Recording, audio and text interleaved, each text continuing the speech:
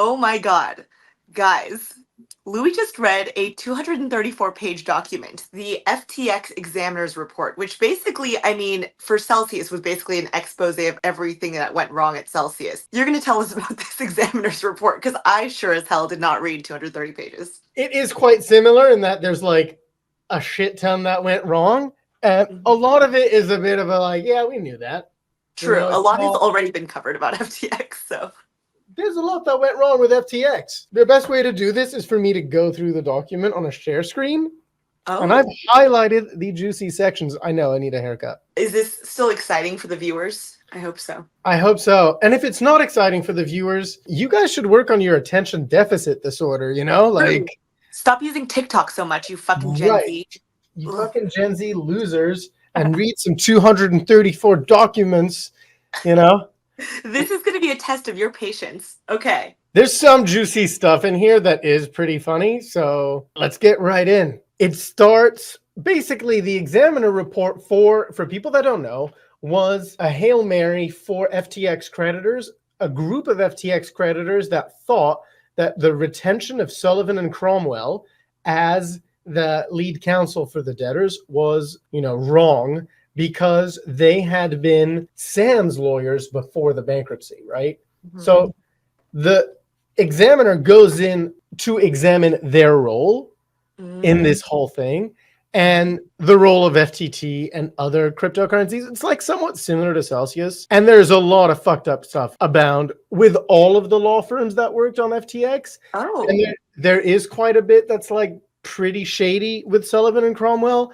But end of the day, the Examiner finds no wrongdoing. Really? Yep. I mean, obviously, Sam Bankman-Fried has a big issue with Sul Crom, and a lot of other creditors feel that way as well, but... Well, ultimately, Part 2 concludes that the Examiner did not identify any error in the bankruptcy court's decision authorizing the debtors to retain SNC. There is some room to examine SNC's role with the Robinhood share purchase and the LedgerX sale, but I don't think we're going to find anything particularly spicy there. Yeah. There's some juice around employees. Okay. Tell us the juice on employees. We're going to get there later. Okay. This is just the summary. There's some good juice on FTX US too.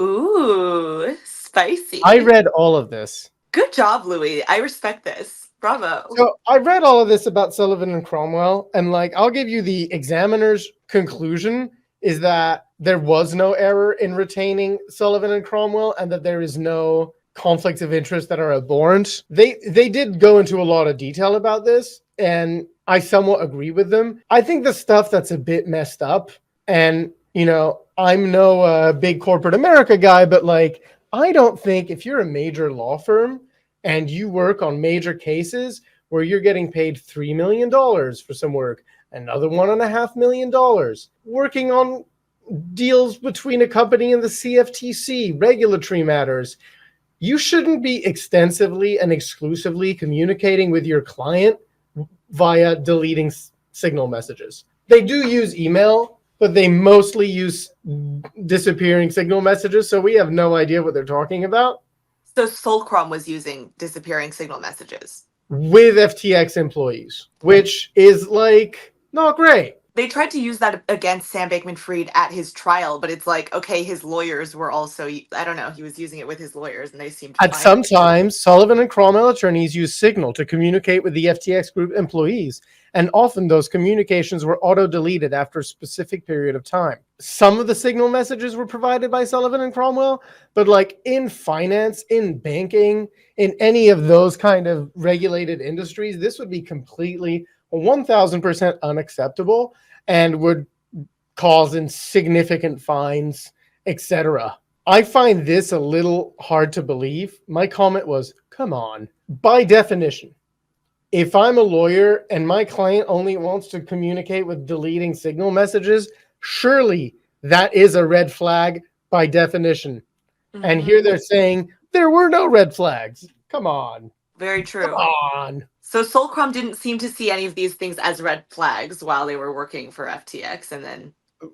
there are no banks that will communicate to you via signal messages. There are no banks today that will communicate to you via WhatsApp. So, if this was to be a regulated financial institution in the United States and you're applying for CFTC licenses, etc., the fact that you're communicating with your client using Signal is pretty red flaggy to me.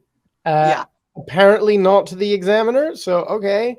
Huh. Obviously, the Examiner is smarter than I am, but that Does seems the a little examiner have any biases here, any incentives either way? Maybe you should just briefly state like who the examiner is, just for anyone who doesn't know. I don't actually know what the biases of the exam. The examiners are appointed and supposed to be like completely unbiased. Obviously, the United States works as a bit of a merry-go-round in like, the bankruptcy industrial estate where this examiner is appointed by the court, but might later want a job at one of these law firms, etc. So they tend to be, as far as I know, I'm not an expert, I'm not a lawyer, probably somewhat nice, but I don't know, to tell you the truth. Maybe it makes this person's career to catch the predator. Because I will be having some future conversations with Sunil Kavuri and some other creditors who think that there was clearly a lot of wrongdoing with Solcrom Yeah. in the near future. So we'll get all sides, but apparently the examiner doesn't seem to think there was a massive conflict of interest or impropriety.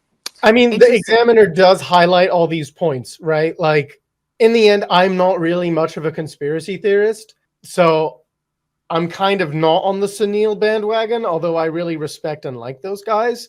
I think the outcome for creditors in this case is amazing, and this is an interesting document in which they allege some bad wrongdoing.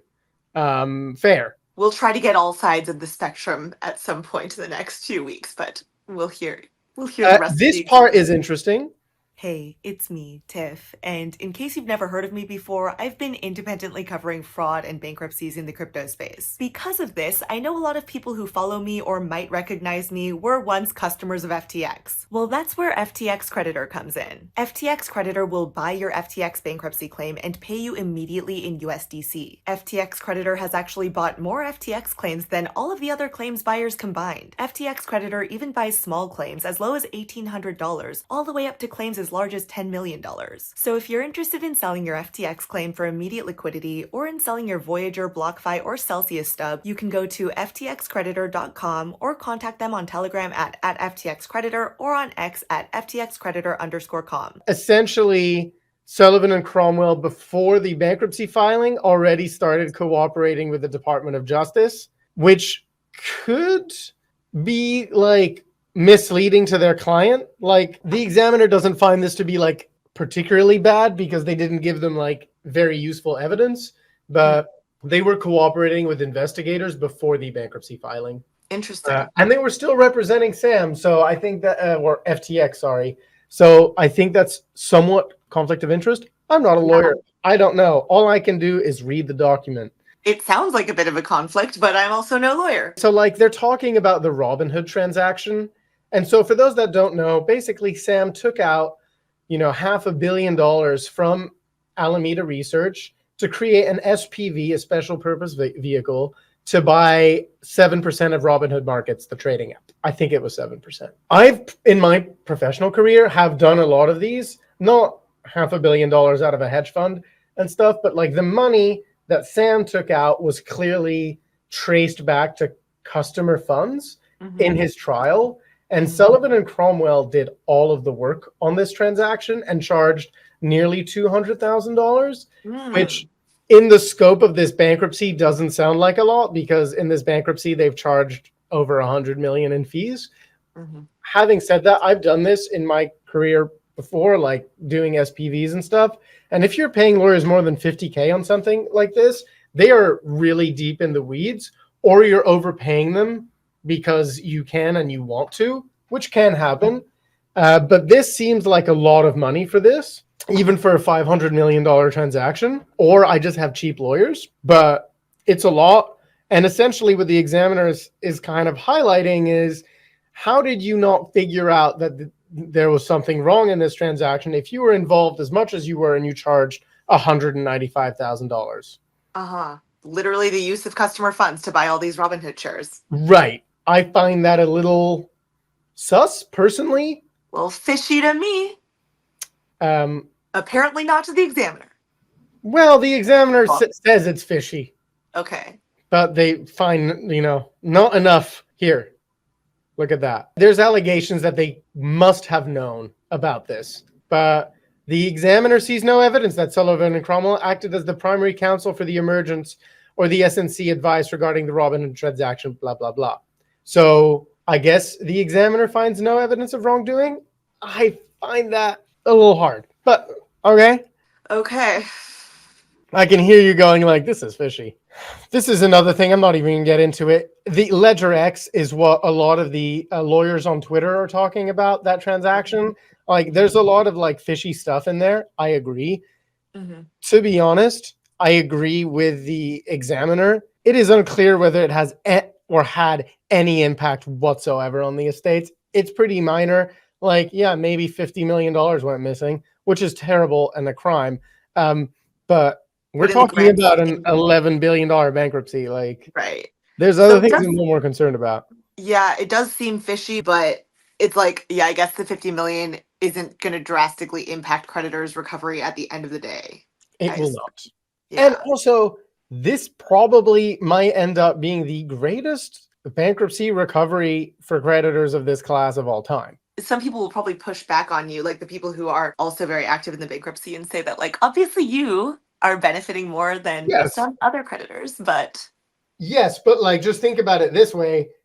It could have been so much worse. The users are getting the upside. It could have been so much worse. The upside could have gone to the government or to the equity holders, and Sam could have gotten some. Yeah. Like, come on, guys. This could be worse. It could be worse. I mean, it's certainly a better outcome than I think anyone anticipated at the beginning of the bankruptcy. So they're looking at some BlockFi stuff. As you and your audience may know, I'm pretty interested in BlockFi and generally understanding what happened there. So I spent a lot of time on this. Essentially, BlockFi was a giant clusterfuck and a business that shouldn't have existed to begin with. And FTX was going to buy it. The Examiner essentially finds no wrongdoing again on the part of Sullivan and Cromwell. And are you interested in BlockFi because you're buying BlockFi stubs? Yes, because I'm buying BlockFi stubs, and I think, okay, that's an interesting case to like buy stubs in because they're very small and all over the place, and people don't, aren't tracking it. No one cares about this bankruptcy anymore. When no one cares, that's when you can have an impact as an activist. Look, the Examiner finds that the advice to file FTX in general for bankruptcy in the US was sound advice, according to the Examiner. A lot of people complained about that. Sam says it's his biggest regret filing for Chapter 11 bankruptcy. I agree that it is a sound idea. Like, there's no other jurisdiction in the world that could have handled such a complicated endeavor. Obviously I ate some candy because I can't help myself. Okay. FTX US. You know how Sam kept saying FTX US was solvent? It was fine? Yes. Sam has always insisted that FTX US is 100% solvent and all creditors could be made 100% whole. Thoughts from the Examiner? Thoughts from the Examiner? We're going to get more detail later. Absolutely not. Oh. Yeah. Huh. Mm-hmm. Sam was so adamant on that point that I was tempted to believe him on that one. Well, we're going to get there.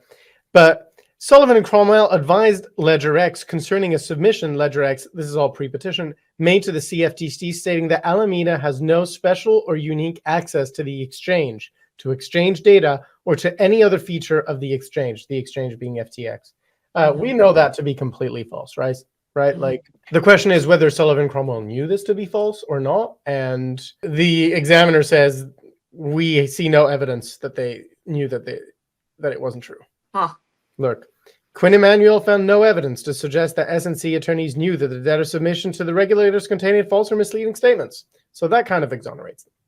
I do put a note in here saying, come on, disappearing signal messages, guys. Come on. Come on, guys. Look at that. Come on. I wanted there to be more spicy evidence against Sulcrom, but... There isn't, but there's spicy evidence against somebody else in this. Against two other people. That's pretty spicy, and we're going to get to it. But we're only on page 72, guys. But the spicy stuff is coming. Don't check out of this yet, guys. Mhm. I feel like some people are going to check out of this because they see bankruptcy filings, but The famous FTX is fine and rock solid by Andy Dietrich, who's one of the big guys at Solcrom. The examiner finds no evidence that he knew that this was false. Zero. So exonerated again. So Solcrom is coming out pretty good from this. disappointing.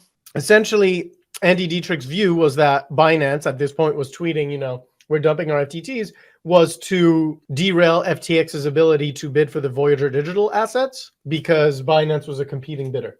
That was the going view. I could believe that. Honestly, I find a lot of this stuff very believable. Also, like the general conspiracy theory that Sullivan and Cromwell is an evil bankruptcy firm, evil law firm, like maybe, but like they're just a business, right? They want to do best by their shareholders, which is themselves, lawyers.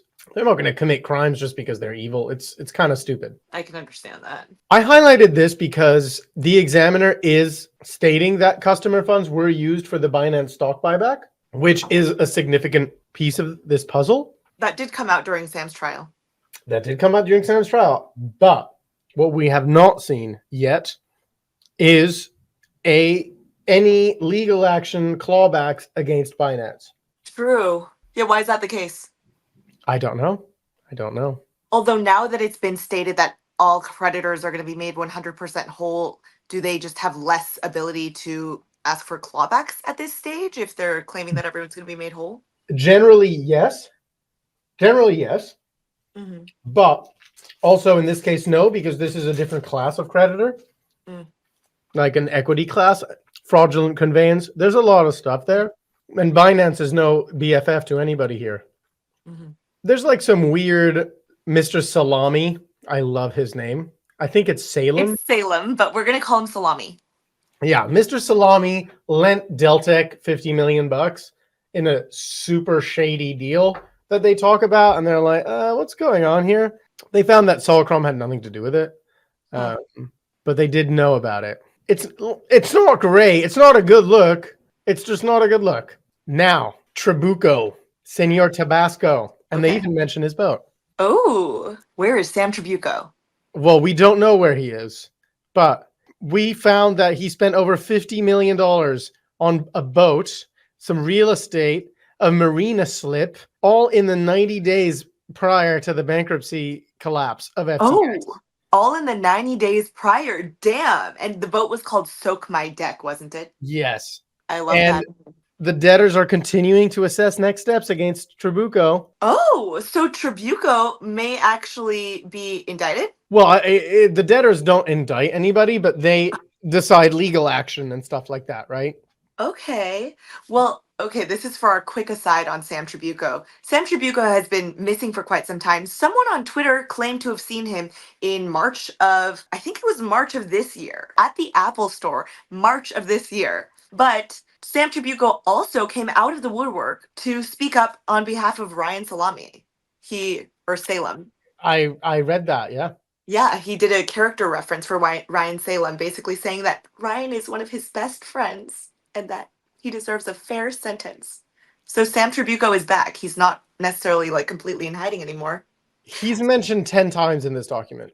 Ooh, okay, let's get back to the document. We'll skip later to this. In here, there's a bunch of really like dirty stuff on how a lot of employees got money out and got money to FTX US right before the collapse.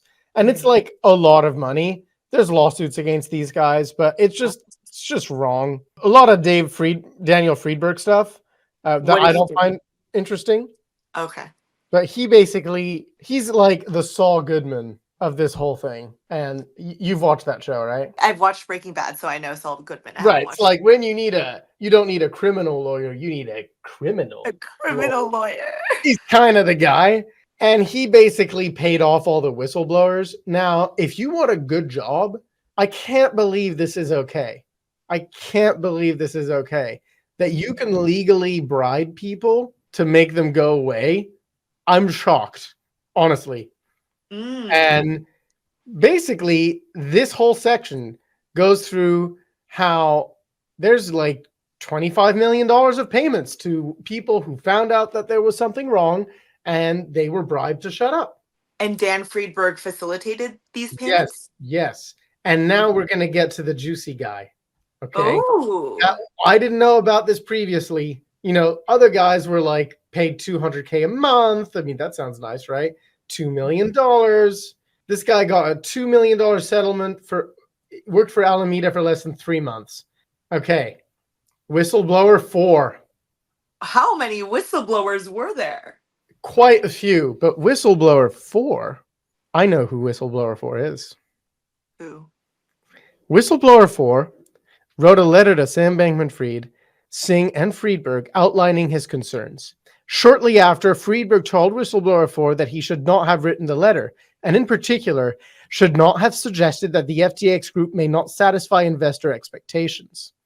Whistleblower 4 resigned from FTX US in September 2022 and agreed to a settlement worth more than $16 million. So he was essentially paid off $16 million to step away. Do you know who this Whistleblower 4 is? Who is it? It's Brett Harrison. Allegedly. I'm not, defaming anybody, but it's clearly Brett Harrison, right? We have all the evidence to suggest he wrote the letter. He was the CEO of FTX US. He complained to Sam and they paid him off to stay away. Oh my. Literally, this happened in September 2022. Oh my God. Yeah, you can. But he was like claiming he didn't know anything about the impropriety, etc. And he gets to keep his $16 million? Wow. I want to know how that's okay. Is this something, do you feel quite confident it's Brett Harrison? Is this something I should like message Brett Harrison and ask him for confirmation or clarification? Yes. Because I believe we're following each other, so I can ask. And Brett Harrison announced his resignation from FTX US on September 27th, 2022, after protracted disagreements with Bankman-Fried over formal management structure and lack of delegation of authority at the company. Wow. This is spicy. Isn't that spicy? Oh, shit. It's spicy. You should ask him. Which you're going to have to send me what to tweet. ask. Yeah. Let's tweet. Okay. Tweet at him being like, hey, this you? Just screenshot this. But we're following each other, so I could just DM him. I don't want to like put him on the spot publicly, but Why not? This you? For comment. This you. I know. What is X for if it's not for saying this you? Okay, I did message Brett Harrison about this, and he said that it's clear the report is referring to him, but this is the first time he's been called a whistleblower as far as he knows. He said he wasn't involved in this investigation, so this was news to him yesterday too. He didn't see himself as a whistleblower since he didn't witness illegal activity, and his complaint was just about organizational and management structure issues. He also didn't get into a settlement with the company about his complaint. He also says he hopes I'm well too. He seems like a nice man to me, honestly. He also tweeted, I was not paid $16 million and I did not enter into any settlement apart from my exit agreement. Both of these facts are verifiable. I was permitted to keep a portion of my equity in the company upon leaving, and my exit agreement included standard non-disparagement and non-disclosure provisions. Even if the equity hadn't become worthless in November 2022, I wouldn't have been permitted to sell it on the secondary market until the end of December due to the SEC mandated cooling off period for executives. The Examiner does not believe that any further investigation by him into former employees of FTX is warranted. So if you're a former FTX employee who did nothing wrong, you did nothing wrong. You can relax. No one is going to flip through your garbage. That's good. Shout out to some former FTX employees. I do believe that the majority of FTX employees had no idea that any of this was going on. And some of you guys have been very nice to me. So shout out to the nice former FTX employees. I agree. I think the FTX employees were some of the biggest victims of this because not only did they trust their money to Sam, they trusted their careers and their reputations. And a lot of them are going to suffer a lot. And a lot of them fully believed in FTX and left the majority of their salaries in the platform and so basically lost the most money. So I do agree that they're kind of the biggest victims here. Manipulation of FTT and other tokens, which is like similar to the Examiner report into the Cell token. But having said that, the Cell token was absolute garbage, right? It did fucking nothing. Mm-hmm. The FTT token, for those that don't know, actually had a purpose. It was an instrument that was essentially senior to equity in distribution of money. And in the FTT white paper, it said, okay, FTX will distribute a third of its revenue into buying and burning FTT tokens until there are no more FTT tokens. It gave you other like fee discounts and shit like that if you bought it, but principally that. And I think that's interesting. It was an illegal security in the United States, don't get me wrong. Mhm. That's why I didn't trade in the US anywhere. Here they talk a little bit about, again, I'm just going to skip through it. You know, the Binance deal, $2.3 billion, 555 million of which was FTT. Where's the rest of the money? It was creditor money. Why aren't we getting that back? Or at least a settlement with Binance? What's going on? Yeah. What's going on? That sort of just slipped under the radar because, yeah, we need... That's $1.8 billion, guys. That's FTX customer funds. We could use another billion. Come on. You could use another billion, but would it even go back to customers at this point? Yes, absolutely. Yeah. Okay, that would be good. That would be good. That's a 10% extra recovery. At 1.8 billion, that's 18% extra recovery. We'll take it. Thank you. Okay, Sullivan and Cromwell, let's go. Let's go. Customer funds. I think you guys are cool, but if you'd be real much cooler, you would go after this. And I'm not a lawyer. I don't know why you guys are not doing it. A lot of manipulation of FTT. This is when we're going to come back to Senor Trabucco, is that large loans were made and FTT used as collateral. I don't know if you guys remember that. That's one of the reasons Celsius collapsed. A lot of smaller lending companies, etc. Trabucco. Sam acknowledged that Alabama's NAV is currently extremely dependent on how you count FTT. If FTT counts for anything, it's totally fine. But if it doesn't, then we aren't able to support our own borrows. So that's just suggesting that he knew that something was wrong. 2019. Okay, wow. That's bad. That's years ago. Okay.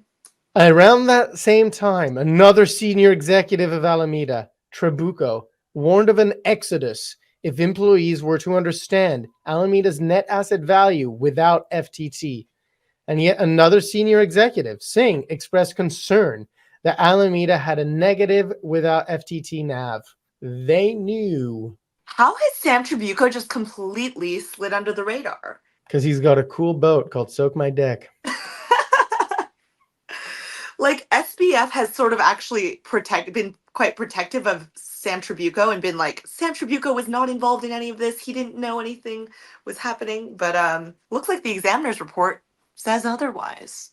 Looks like it. More instances of Trabucco appearing anywhere? Shall we have a little Command F? Let's dive into Sam Trabucco, baby. There's contemporaneous communications found by Sullivan and Cromwell that Trabucco was very concerned about the fall in price of FTT. That's not a good look. And defending the price, doesn't that remind you of Celsius?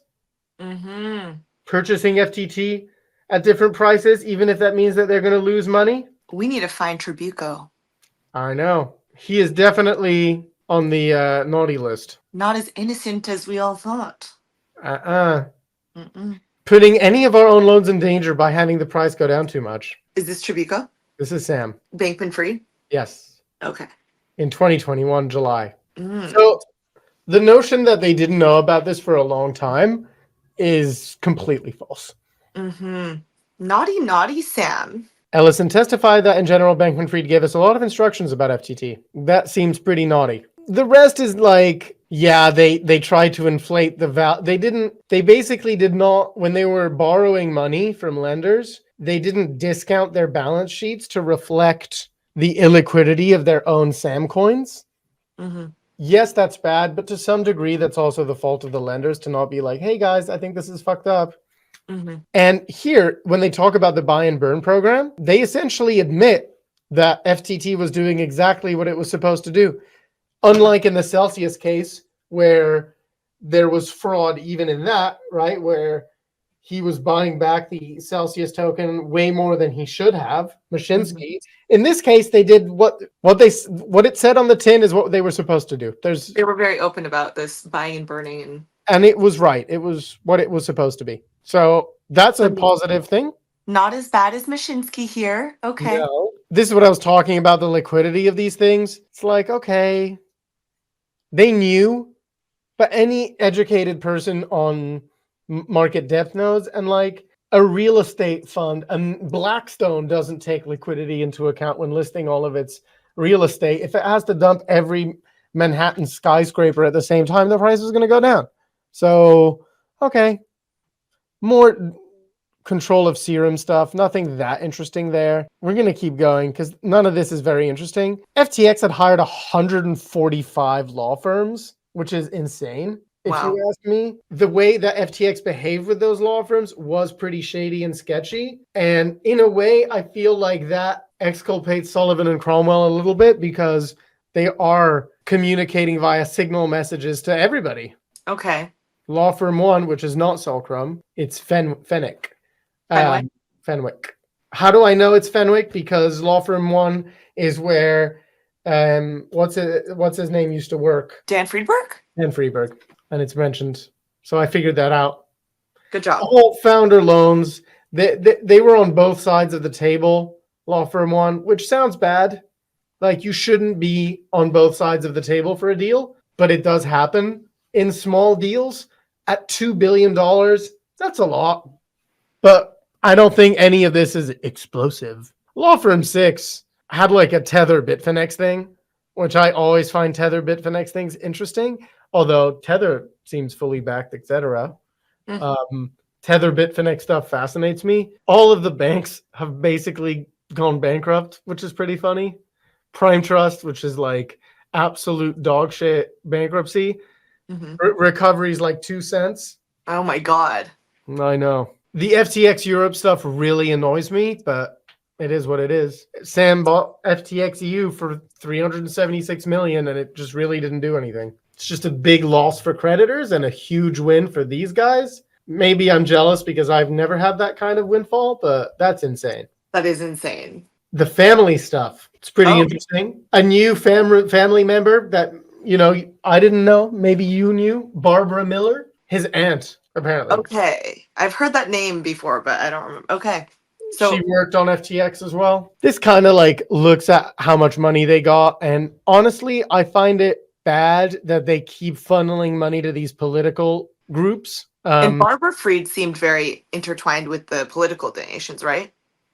Pretty much. I mean, look, all these guys are super left-wing, and it really frustrates me when you see super left-wing people who are super pro high taxes, etc., doing incredibly dodgy stuff to not pay any taxes. And it's a bit like, guys, put the champagne down and, what are we doing here? I totally agree with that. So that kind of like irked me.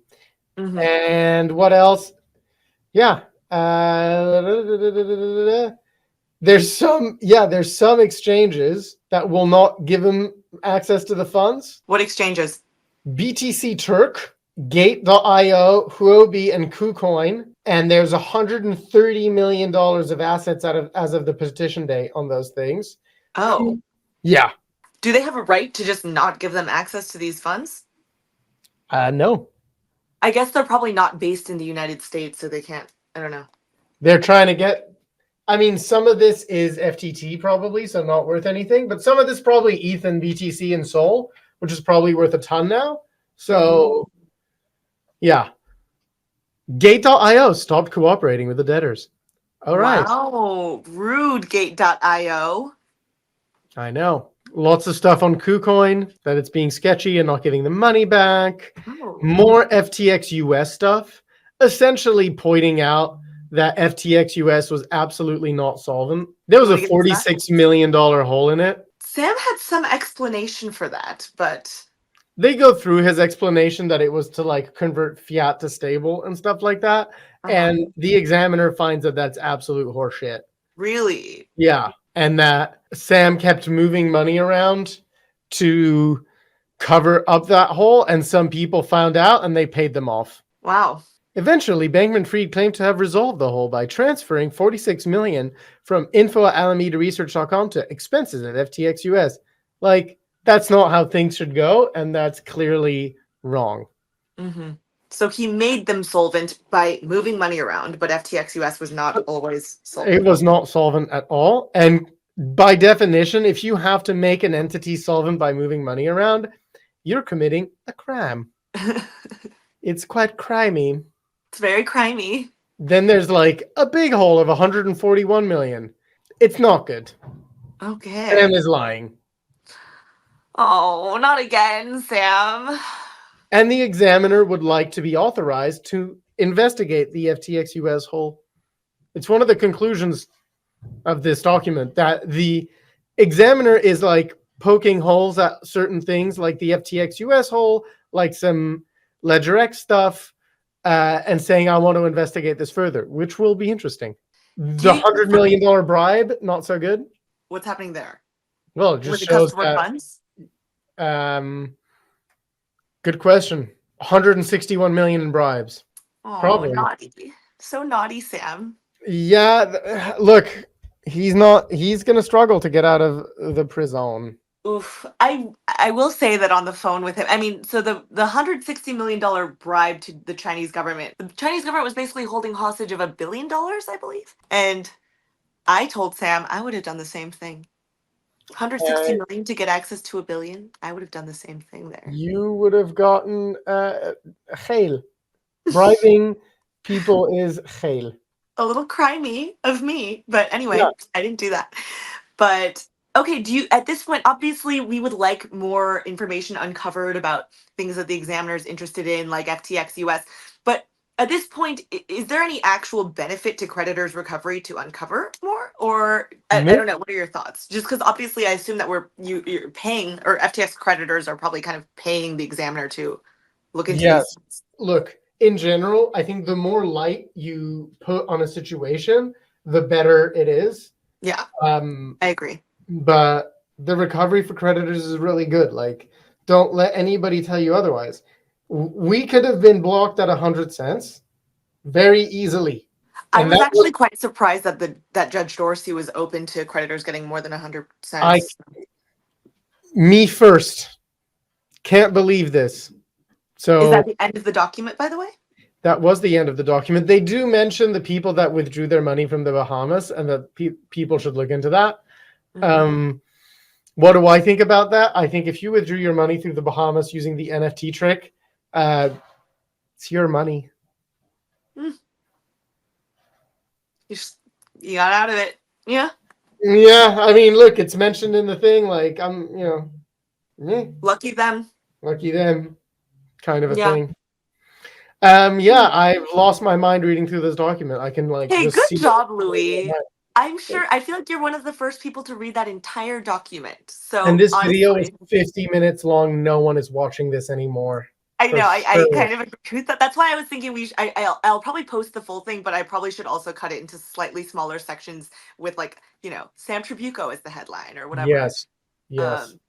But any final closing thoughts? I'm gonna go cry in the shower. No, not really. Okay. Well, we love Lou. Shout out to Louis for reading that entire document. Shout out to FTX Creditor for supporting my continued coverage of FTX. And you should follow Louis on Twitter at Louis Arini, right there, on X, right there. And I'll put all the links for FTX Creditor in my description box as well. But can I point something out, guys? What? Tiff has a new vape. That in the filming of this video, Tiff has gotten 2 vapes out. So this is actually my non-vape, and it's one of my sponsors for a few future videos. And then maybe one day I'll get off of vaping, but we'll see. I'll do that when I am impregnated. We'll see if that happens anytime soon. Can we quickly talk about the plastic in the balls? Guys, there are so many microplastics in your balls, including Louis's balls. Louis, inside of your balls are riddled with microplastics, Louis. Did you know that? I hear that. There were some pretty messed up comments on your post, to be honest. Are there? I haven't been reading the comments, but those posts are doing kind of well, though. Elon commented. Elon commented on your plastic balls? Yeah. Shout out Elon. Shout out Elon. All right, I need to shower. You need to post that Brett Harrison thing, because that would be. Oh, I need to ask him. Okay, I need to go back to that and ask him. I love you. Love you too, Tiff. We love Lou. Okay. Bye, Lou.